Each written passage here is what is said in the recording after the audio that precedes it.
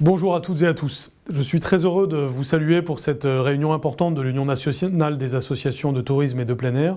Et je salue votre présidente, Madame Michèle de Messine, parce que ce qui est votre objet, ce qui vous mobilise aujourd'hui et qui vous mobilise toute l'année, est un des sujets les plus importants que j'ai à regarder en tant que ministre de l'Éducation nationale et de la jeunesse.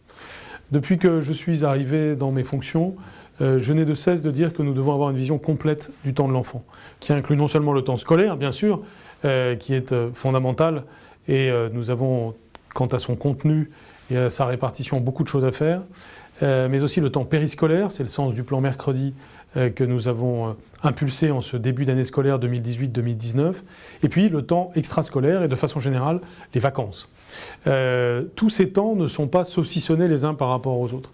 Tous ces temps correspondent à la vie de l'enfant, au sens plein de ce terme. Et nous savons que nous avons des enjeux majeurs quant à cet usage positif du temps de l'enfant.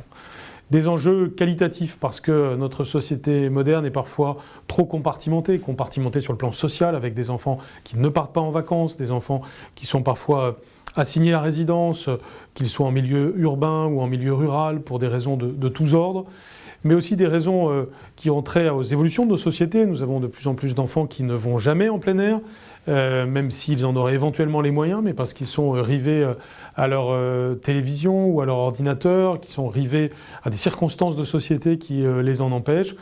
Nous ne proposons pas assez d'opportunités à ces enfants et à ces adolescents aujourd'hui.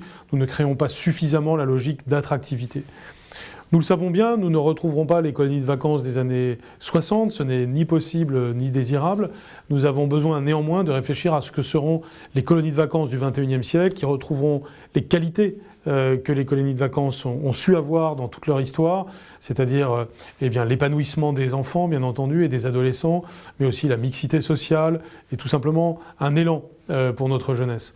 Nous devons inventer au XXIe siècle ce qu'est cette colonie de vacances attractive, cette colonie de vacances creuset de la République, cette colonie de vacances épanouissement. Je pense que nous avons aujourd'hui tous les ingrédients pour penser à cette nouvelle étape du tourisme et du plein air pour les jeunes.